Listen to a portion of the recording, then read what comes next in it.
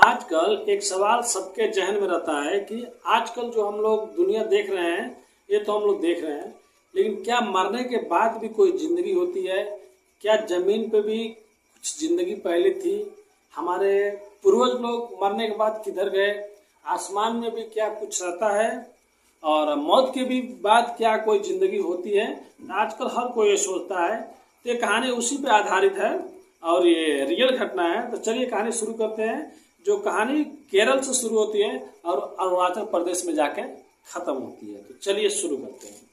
तो hi guys, आदाब, सलाम, सत श्री अकाल। तो सुपर फास्ट स्टोरी में आप लोगों का स्वागत है। तो आज की कहानी बहुत ही अजीबोगरीब है और आज के ज़माने में बहुत से लोग ये सोचते हैं कि भूत प्रेत, काला जादू, मैजिक ये सब होता है। तो जो लोग कम पढ़े लिखे रहते हैं वो लोग ज़्यादा इसके चपेट में, ज़्यादा इसको मतलब करीब से देखते हैं, ज़्यादा इसको सीरियस लेते हैं। लेकिन ऐसा कुछ नहीं होता है। और कभी कभी ऐसे भी लोग फंस जाते हैं इसमें, इसका शिकार हो जाते हैं, जो लोग बहुत पढ़े लिखे रहते हैं, बहुत जानकार होते हैं। तो आज की कहानी सेम उसी पर आधारित है। तो चलिए शुरू करते हैं। तो ये कहानी केरल से शुरू होती है, जहाँ पे एक लड़की रहती है 29 साल की, जिसका नाम आर्या रहता है। और वो स्कूल में फ्रेंच पढ़ाती है और वो लड़की फ्रेंच पढ़ाती है। और उसका दो दोस्त भी रहते हैं, जो अमित और देवी रहते हैं। वो लोग भी जर्मन और फ्रेंच पढ़ाते हैं। तो कहानी 27 तारीख को शुरू होता है। 27 तारीख को लड़की अचानक गायब हो जाती है। तो घर वालों भी शाम तक उसको देखते हैं। फिर लड़की शाम तक घर नहीं आती है, तो वो लोग भी जाके पुलिस थाना में रिपोर्ट लिखवाते हैं। पुलिस थाना में रिपोर्ट लिखवाने के बाद पुलिस उसका नंबर लोकेशन पर डालती है। तो नंबर से पता चलता है कि लड़की का लोकेशन, सुबह से तो लड़की गई थी, लेकिन शाम को जब नहीं आई तो पुलिस थाना में जब रिपोर्ट लिखवाया गया तो लोकेशन उसका गुवाहाटी दिखा रहा, आसाम दिखा रहा है। तो पुलिस पूछती है कि आप सब बताइए कि मतलब किससे मिलती थी, किससे नहीं मिलती थी। तो वो लोग बताया, मैंने उतना तो नहीं पता क्योंकि सुबह से वो गई है। तो पुलिस फिर उसके लड़की का कॉल डिटेल निकालते हैं। जो आर्या नाम की लड़की रहती है, उसके कॉल डिटेल निकालने पर दो लोगों का लास्ट कॉल आता है, दिखाता है। जो अमित और देवी रहते हैं, जो उसके फ्रेंड रहते हैं। वो लोग भी अच्छे टीचर रहते हैं, जो फ्रेंच भी पढ़ाते हैं, जर्मन भी पढ़ाते हैं, जिनको लोकल लैंग्वेज भी आता है। आप लोग सोच सकते हैं, जिनको इतना लैंग्वेज आता है वो लोग कितना पढ़े लिखे होंगे। और वो लोग आयुर्वेद के भी अच्छे खासे डॉक्टर थे, मतलब जानने वाले थे। वो लोग सब काम करते थे। पैसे भी कम नहीं थे, पैसे भी अच्छे थे। और जो आर्या थे, ये भी फ्रेंच पढ़ाते थे, ये भी अच्छे खासे पैसे आता था इन लोग को। फिर बाद में पता चलता है कि लास्ट लोकेशन इसका मोबाइल का दिखा रहा है, वहाँ पे गुवाहाटी दिखा रहा है। फिर पुलिस वाले बोलते हैं कि ये लोग तीनों लोग चलो कुछ काम के लिए गए होंगे। वो लोग भी बोलते हैं, जो आर्या के जो माता पिता होते हैं वो लोग बोलते हैं कि हाँ, वो लोग मतलब मेरी बेटी को वो लोग फ्रेंड है, अच्छे फ्रेंड है, क्लोज फ्रेंड है। किस काम से वो लोग गए हैं मेरे को नहीं मालूम। चलो ठीक है, ये तो बात समझ गए कि उनके साथ में वो गई है। फिर दूसरी कहानी इधर ये आती है कि 27 अप्रैल को ये लोग केरल से गुवाहाटी फ्लाइट पकड़ के जाते हैं। और 28 तारीख को वो लोग वहाँ पर रुकते हैं और घूमते हैं, मौज मस्ती करते हैं, जो भी है। फिर 28 तारीख को ये एक दिन बाद फिर वहाँ से ये लोग अरुणाचल प्रदेश 0 पॉइंट पे लोग पहुँचते हैं, जो अरुणाचल प्रदेश में है। वहाँ पे लोग 29 को पहुँचते हैं। 29 को पहुँचने के बाद ये लोग 29 को होटल में विजिट करते हैं। अच्छे खासे होटल में लोग रहते हैं और एडवांस में भी बुकिंग करा देते हैं। जैसे कि होटल में बहुत दिन का, एक दिन का होता है। आप नॉर्मली रुकने आए तो ना, तो 1 हफ्ते का होता है, 10 दिन का, 15 दिन का होता है। तो ये लोग नॉर्मली 1 वीक से ज़्यादा करके एडवांस में पैसे ये लोग पे कर देते हैं, क्योंकि पैसा इन लोग के पास रहता है। चलो 29 को होटल से निकल के पूरा घूमते हैं अरुणाचल प्रदेश और सबसे नॉर्मली बात करते हैं। फिर 30 तारीख को ये लोग भी पूरा अरुणाचल प्रदेश घूमते हैं। 31 तारीख को भी ये लोग पूरा अरुणाचल प्रदेश घूमते हैं। पूरा घूमने के बाद जब ये लोग 3 दिन 4 दिन जब रह जाते हैं होटल में, तो सबसे थोड़ा बहुत जान पहचान हो जाती है। मतलब ये लोग का थोड़ा भी बिहेवियर गलत नहीं था। मतलब ये नहीं था कि दूसरों से अलग है, सेम मतलब अच्छे से, क्योंकि लोग पढ़े लिखे थे। बात आती है पहली या दूसरी तारीख को। दूसरी तारीख को लोग जब अपने रूम से नहीं निकलते हैं, होटल में रहते हैं, तो होटल वाले को लगता है चलो आज 4 दिन से ज़्यादा है लोग घूम रहे हैं, तो शायद अपने रूम में लोग रेस्ट करते हैं। मतलब जो भी है अंदर है वो लोग। 2 तारीख को वो लोग नहीं कुछ करते हैं। 2 तारीख को शाम को जब वेटर आता है क्लीनिंग करने के लिए, हर दिन क्लीन होता है, तो वेटर आता है क्लीन करने के लिए, दरवाजा पे भी मारता है। तो कोई इतना कैसे सोच सकता है सुबह से लेकर शाम, फिर शाम हो जाता है, फिर रात को लोग आता है, फिर रात को भी नहीं खुलता है। तो हर होटल में एक रूम का 2 चाबी रहता है, एक मास्टर की रहता है, जिससे मतलब कभी भी कुछ भी खोला जाता है। तो पूरे स्टाफ के साथ जब रूम खोला जाता है तो सबकी चीखें निकल जाती है। वो लोग 2 लाशें देखते हैं। जो अमित रहता है, जो देवी का पति रहता है, वो बेड पे पड़ा रहता है, और जो देवी रहती है वो फर्श पे लेटे रहती है, और खून से लोग लथपथ रहते हैं।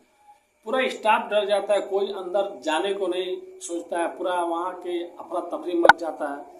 फिर सबको यही सोचता है कि जब एक रूम में 3 आदमी थे, तीनों आदमी रूम शेयर करते थे, अलग अलग रूम नहीं था उन लोग का, तो एक जो लड़की है वो लड़की किधर है, जो उन लोग की फ्रेंड थी आर्या।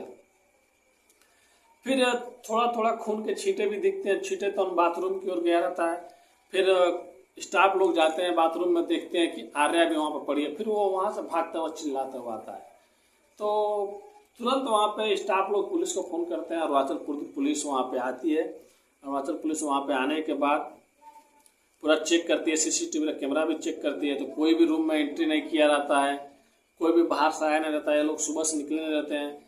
4 दिन से इनका बिहेवियर भी बहुत अच्छा था, नॉर्मली था, मतलब सबसे पूछताछ होती है। फिर पूरे रूम की अच्छे से ये लोग चेक करते हैं। फिर हर एक होटल में एक चाय का कप रहता है, कप दिया जाता है, मतलब कुछ पीना रहता है तो वो अच्छा वाला कप दिया जाता है। फिर वो कप में वो लोग देखते हैं कि थोड़ा सा बाल रहता है, तो पुलिस भी सोचने पर मजबूर हो जाती है कि आखिर में कोई कप में क्यों बाल रखेगा, वो भी थोड़ा नहीं थोड़ा ज़्यादा रहता है। तो पुलिस भी सोचती है चलो ठीक है जो भी है। फिर पूरा रूम देखती है तो एक साइड में एक कोने पे एक लेटर मिलता है, मतलब नॉर्मली छोटा सा एक लेटर मिलता है। छोटा सा लेटर में लिखा रहता है कि हम लोग अपनी ज़िंदगी बहुत अच्छे से जी और अपनी मर्जी से जा रहे हैं। तो पुलिस को भी ये बात समझ में नहीं आई कि अपनी ज़िंदगी पूरे अच्छे से जी, अब हम लोग अपनी मर्जी से जा रहे हैं। लेकिन पुलिस को उसके नीचे एक नंबर दिखता है जो देवी के पिता का था। तो वो लोग उस नंबर पर फ़ोन करते हैं, देवी को पिताजी से बात करते हैं। जब फ़ोन जाता है तो पूछते हैं कि आप कौन, वो बोलते हैं कि मैं देवी का पिता बोल रहा हूँ, और हाँ आप लोग कहाँ से बोल रहे हैं। तो लोग बोले हम लोग अरुणाचल प्रदेश से, और अरुणाचल पुलिस बोल रहे हैं, इस होटल से बोल रहे हैं, और यहाँ पे ऐसी ऐसी बात है कि आप लोग आ जाइए। और यहाँ पे एक और लड़की का लाश पड़ा है जिसका नाम आर्या है। तो लोग जानते थे कि ये उसकी बेटी जो है देवी, और उनके जो दामाद थे अमित, उनकी वो दोस्त थी। तो वो लोग उनके भी घर पर खबर करते हैं। और उधर जो केरल पुलिस थी वो खुद इन लोगों को ढूंढ रही थी, आर्याओं को। तो केरल पुलिस और इनके पूरे परिवार के साथ में वो लोग अरुणाचल प्रदेश 0 पॉइंट पे लोग पहुँचते हैं। वो होटल में जाते हैं, फिर पुलिस वहाँ से इन लोग को सबको लेके जाती है, ये सब शव को पोस्टमार्टम के लिए भेज देती है। जब पोस्टमार्टम में जाने के बाद पता चलता है कि ये लोग खुदकुशी किया है, लेकिन इन लोग को तेज हथियार से मतलब मारा गया है, मतलब हाथ का वो लोग नस कटिंग किए थे। फिर बहुत चेक होने के बाद बाथरूम में एक छोटा सा ब्लेड मिलता है, जिस ब्लेड से लोग अपने आप को मारा था। घर वाले से पूछा जाता है तो घर वाले भी बोलते नहीं, कुछ भी प्रॉब्लम नहीं था, क्योंकि आर्या का 1 महीना पहले शादी लगा था, वो भी उसकी मर्जी से, ये नहीं कि उसकी मर्जी के खिलाफ से कि चलो कुछ वो गलती कर लेगी, चाहे वो पढ़ी लिखी नहीं है।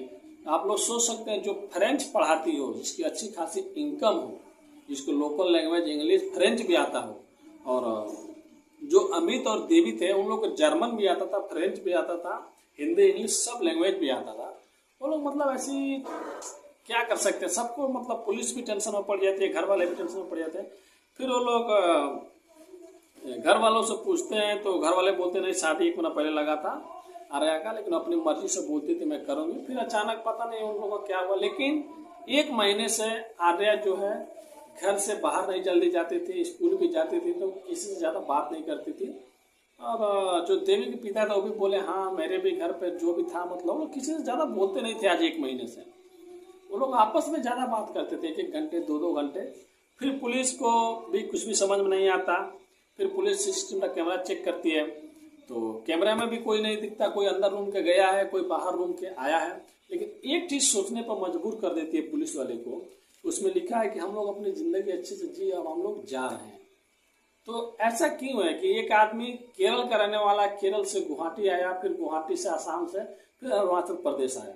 अगर उसको यही सब करना था तो वो केरल में भी कर सकता था, क्यों 0 पॉइंट पर क्यों अरुणाचल प्रदेश आया? तो पुलिस को भी समझ में नहीं आ रहा था। फिर पुलिस अपना दिमाग लगाया और एक्सपर्ट को बुलाया, और जो एक्सपर्ट होते हैं ना, मतलब हर एक चीज़ को जानते हैं। फिर उन लोग का ऑनलाइन डेटा खंगाला गया। ऑनलाइन डेटा से पता चला ये लोग 1 महीना से, जो देवी थी, जो अमित थे, जो आर्या थे, ये लोग 1 महीने से लगभग अपने इंटरनेट पे बस सेम सब कुछ सर्च करता था।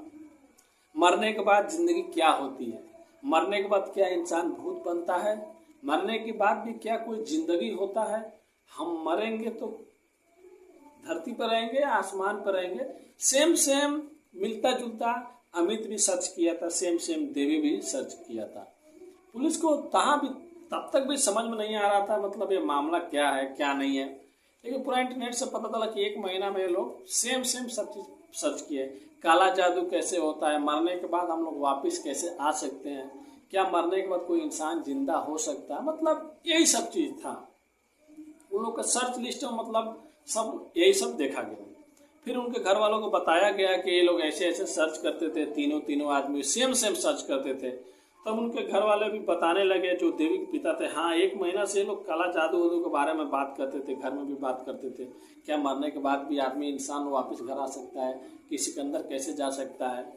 और जो आर्या थे, आर्या के पिता भी बोल रहे थे कि आर्या किसी से बात नहीं करती थी, शादी लग गया तो वो खुश थी, लेकिन ज़्यादा वो किधर उधर नहीं जाती थी। तो बाद में पुलिस वाले लोग को यही पता चला कि चलो जो भी है कि ये सब खुशखुशी है, और ये लोग ब्लैक मैजिक के चक्कर में, मतलब मरने के बाद भी कोई जिंदगी होता है क्या नहीं होता है, उसी के चक्कर में लोग अपने आप को तीनों खत्म कर लेते हैं। तो बाद में एक चीज बस समझ में नहीं आई पुलिस वाले लोग को भी, कि अगर यही सब करना था तो ये लोग केरल में भी कर सकते थे। ये लोग आसाम गए, आसाम से अरुणाचल प्रदेश को ही क्यों चुना? मतलब कुछ कनेक्शन है, 0 पॉइंट जिधर ये लोग रहते थे, जिस होटल में रहते थे, उस एरिया से कुछ कनेक्ट है, इसी एरिया में आके इन लोगों को खुदकुशी क्यों करना था? तो ये कहानी आप लोग हम लोग बाद में बताएंगे। और इस कहानी से ये सीख मिलती है कि कभी भी जो चीज हम लोग नहीं कर सकते हैं, जो चीज कर सकते हैं, अगर इन लोग को यही सब चीज जानना था तो ये लोग जिंदा रह के भी जान सकते थे। बहुत से एक्सपर्ट हैं, बहुत से लोग हैं, बहुत से तांत्रिक लोग हैं, मतलब जैसा चीज रहता है अगर हम लोग कलेक्ट करेंगे तो पता चल सकता है क्या होता है क्या नहीं होता है। लेकिन जरूरी नहीं है कि कुछ जानने के लिए हम लोग को सीमा पार करना पड़े। अगर ये लोग जिंदा रहते तो शायद ये पता भी लगा लेते, लेकिन मरने के बाद कैसे पता लगेगा? तो कभी कभी देख सकते हैं जो पढ़ा लिखा और जो बहुत विद्वान आदमी रहता है ना, उससे भी गलती हो जाता है। सोच लीजिए जिसको फ्रांस आता हो, जिसको जर्मन आता हो, जिसको इंग्लिश आता हो, जिसको लोकल लैंग्वेज आता हो, वो कितना पढ़ा लिखा होगा। जो आयुर्वेद का भी बहुत बड़ा जानकार था, और जो आर्या थी, ये लोग भी अच्छे खासे थे और इनकम भी था, पैसे भी था, फिर भी ये लोग उसके शिकार हो गए। इसीलिए आप भी अंधविश्वास में या किसी के कहने पे कभी कुछ मत कीजिए। और इसके आगे का जो भी कहानी होगा ये मैं आप लोगों को जरूर बताऊंगा। और मैं माफी चाहता हूँ, ये है शम्स ताहिर खान सर की जो न्यूज स्टोरी पे मैं कॉपी किया हूँ, उन्हीं की स्टोरी है जो मैं आप लोगों को बता रहा हूँ। तो कहानी कैसी लगी आप लोग जरूर कमेंट करके बताइए। और ऐसे चक्कर में आप लोग भी मत पड़िए, क्योंकि काला जादू होता है, बहुत से लोग बोलते हैं, लेकिन मानना नहीं चाहिए। क्योंकि मैं बोला ना, जो कम पढ़े लिखे तो ज़्यादा मानते हैं, लेकिन कभी कभी अच्छे लोग भी इसमें फंस जाते हैं। उसी के शिकार ये तीनों लोग हुए। और आगे का जो भी जानकारी अगर उस पर आएगा तो उस वीडियो को मैं जरूर बनाऊंगा और आप लोग को शेयर करूंगा। आज तक के लिए इतना ही, और मिलते हैं नेक्स्ट वीडियो में। तो आज के लिए ही सब्सक्राइब कीजिए, फॉलो कीजिए। और सॉरी, थोड़ा बोलने में गलती होता है, उसके लिए सॉरी। Thank you.